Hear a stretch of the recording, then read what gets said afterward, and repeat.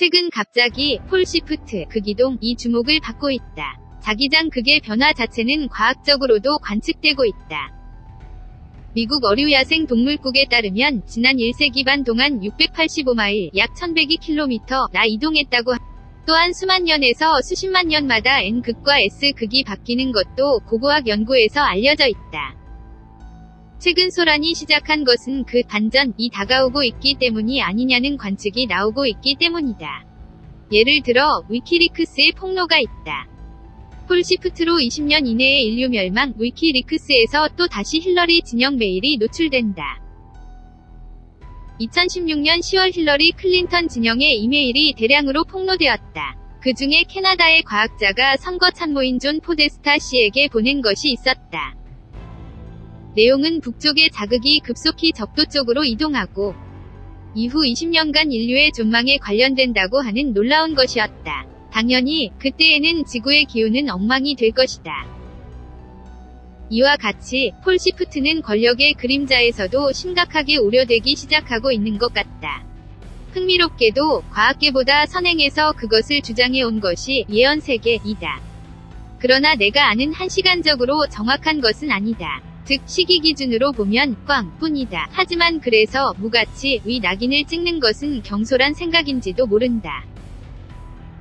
왜냐하면 시간은 절대적인 기준이 아니라 신축하는 상대적인 것이다. 그것이 미래의 비전의 선명도와 반대로 시기의 불확실성이라는 불균형을 초래하는 원인이 되고 있다. 또한 미래는 확률도 있기 때문에 예언한 당신은 그 미래를 선택하더라도 나중에 사람들의 의식과 행동에 따라서는 종종 수정이 들어간다.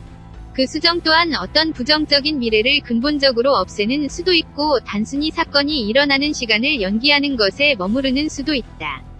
그래서 대통령과 교황의 죽음 등 개인적인 운명이 아니라 더 큰 지구 수준의 미래에 관해서는 수십 년 정도의 차이라면 허용해도 좋은 것이 아닐까?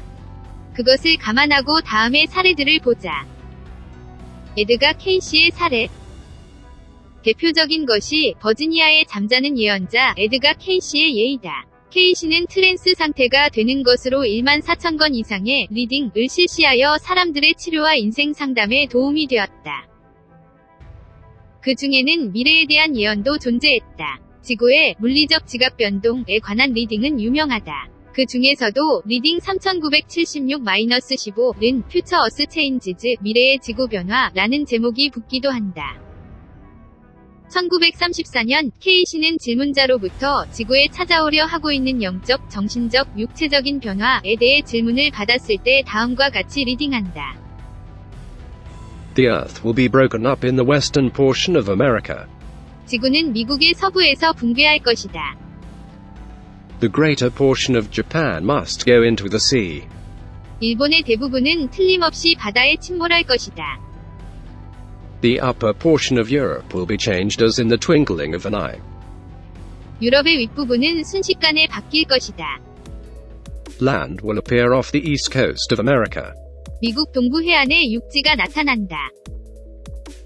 There will be the upheavals in the Arctic and in the Antarctic that will make for the eruption of volcanoes in the torrid areas, and there will be shifting then of the poles. 북극과 남극에서 지각의 융기가 일어나고 그것이 열대 지역의 화산을 유폭시켜 폴 시프트를 가져올 것이다. So that where there has been those of a frigid, the semi-tropical will become the more tropical, and moss and fern will grow. 그 때문에 한냉지 또한 아열대였던 지역은 더 열대화되고 이끼와 고사리가 무성하게 된다. And these will begin in those periods in 1958 to 98, when these will be proclaimed as the periods when his light will be seen again in the clouds. 그리고 이 사건은 예수님의 빛을 다시 구름 속에서 볼 수 있는 시대로 칭송받을 그때 1958년부터 1998년 위 기간에 시작될 것이다. 라고 말하는 것처럼 일본 침몰, 아틀란티스 대륙 출현, 폴 시프트, 그리스도 재림 등 중요한 이벤트를 케이시는 함께 예언했다. 물론 시기를 보면 큰 꽝인 것은 분명하다. 다만 전술한 바와 같이 지구 수준에 이른 수십 년 정도의 차이라면 아직 예단할 수 없다.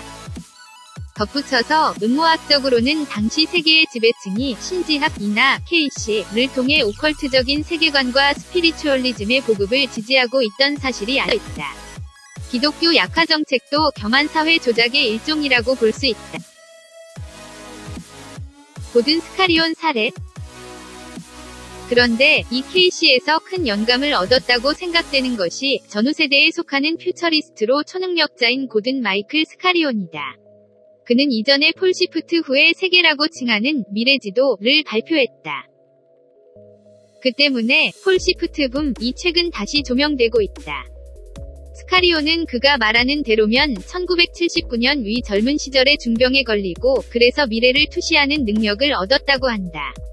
이후 미래의 비전을 자주 보게 되었다. 그 중에는 폴 시프트에 의해 격변하는 미래 지구의 모습도 있었다. 1982년 그는 그 비전에 따라 위에 미래지도를 만드는 데 돌입했다고 한다. 보시는 바와 같이 한국과 일본은 없고 대신 남태평양의 무대륙에 해당하는 이 부상하고 있다.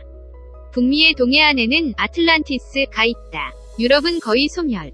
북극은 현재의 몽골로 이동하고 남극 대륙은 환생하여 비옥한 땅이 된다고 한다. 케이시가 예언한 미래의 지구와 매우 겹쳐져 있는 것을 알 수 있다. 그러나 스카리온은 노츠 프롬 더 코스모스 A 푸트리스트 아포스트로피에스 인사이트 인투 더 월드 오브 드림 프라퍼시 앤드 인튜이션 우주로부터의 노트 예지몽과 직관의 세계로의 퓨처리스트의 통찰이라는 저서에서 마야 달력의 끝인 2012년에 종말이 온다고 예언하고 있었기 때문에 초능력자로서의 능력에 의문이 있는 것도 사실이다.